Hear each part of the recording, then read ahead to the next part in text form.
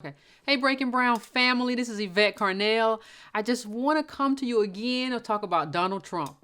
Now, what we've had recently is people have saying Donald Trump has misspoken.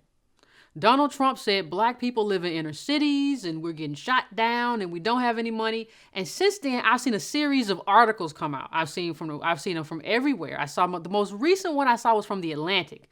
And in the Atlantic, they basically said, no, it's not true that all black people live in the inner city. And it's not true that all black people are poor. And so Donald Trump is wrong. And so what I want to say about that is, let's first of all put this in context.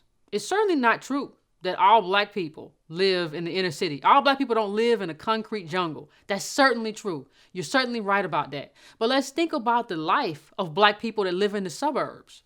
You think about the black people live in the suburbs, you think their life is better because they have a car, or their life is better because they have a house. And what you really don't think about is that these people are living on credit. There's no wealth. There's no wealth in terms of a black community in the suburbs. And when you think about it, they call Ferguson a suburb. Is that the kind of suburb you're thinking about when we're thinking about suburbs? So, I mean, we really have to think about like what we mean when we say suburbs, what we mean when we say money. When we talk about the middle black family having $1,700, which does not include college debt, because that's not on the tax return. When we talk about assets, we're not including that. We're not including the negative. So what you have is a whole black community that's underwater. You have a whole black community that's drowning, and you have these articles being presented to us to make us believe that no, we're not really that poor. And that's always what happens with black people. With black people, everything that happens is this. They tell us when they can't give us the money, because that's what we need. We need money. We need wealth. We need access to capital. But when we don't have access to capital, what they do to us is say, well, since they don't have access to capital, we're going to just tell them they have capital. They'll believe it. We'll just tell them, you have capital, black people. You have money, black people. Here's some data that we've skewed to make it believe that you have money. But we don't have money. Like in the 80s when the crack epidemic was going on, you know what happened then? They gave us the Cosby Show. They gave us the Cosby Show in the 80s because to say, this is who you are, black people. You have arrived. We hadn't arrived. We were in the midst of a crack epidemic. We were in the midst of seeing our cities torn apart by poverty with Reagan policies. We hadn't arrived, but they told us we had arrived for a very specific reason, because they figure if they tell us something and if they say it enough, we'll believe it regardless of what's happening in our own lives. So if you tell us that we have money, we'll believe that we have money, even though in our actual lives we don't see money, because what we'll tell ourselves as well, even if I don't have money, there are black people who have money. What's the secret? Is there a secret? The secret is the data. The secret is the data. If you want numbers or patterns, that's all numbers are.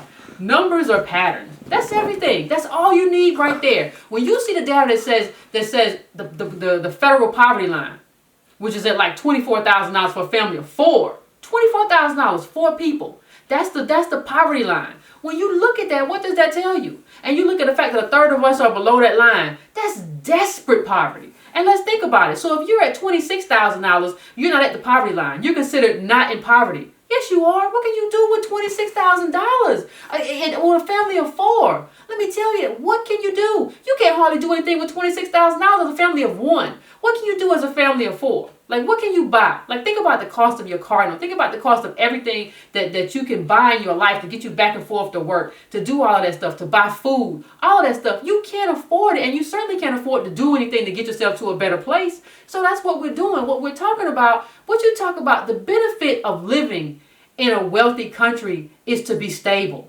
If you're not stable in a wealthy country, you might as well be in a third world country. The reason you want to be in a wealthy country is because that wealth is spread around, so you have some stability. You have a job. Your kids are in good schools. Your kids are safe. That's what you want. If you have that, you're living a third world life in a first world country. And with black people, it's even worse because we've been here so long and we're still the poorest and we're still living like third world people in a third world country, in the richest country in the world, and that should piss us off. So what I don't want to see is more articles telling me that everything is okay, because it's not okay. Like, we have communities in total collapse. Like we talked about Wisconsin, where most black people live, half of the black communities there are jails. Then the rest are like Section 8 housing and other places that you don't want to be. You have Chicago, where you got 50% of black men who are unemployed. These are communities in collapse. These are not communities that are doing better, that are coming up. These are communities in collapse at the end of the first black president's term.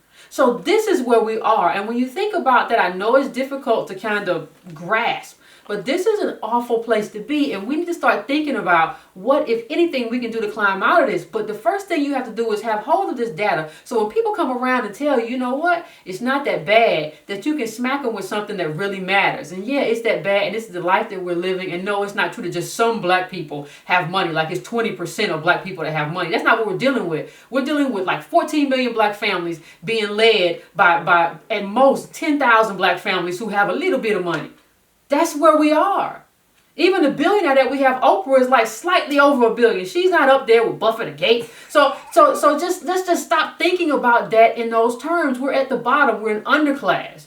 And this country was built on us, built on our labor, and we're an underclass in the richest country in the world. And let's think about that, think about what that really means. But let's not feed ourselves these illusions anymore, these desperate illusions of trying to make ourselves feel good and have self-esteem. That's just not going to work.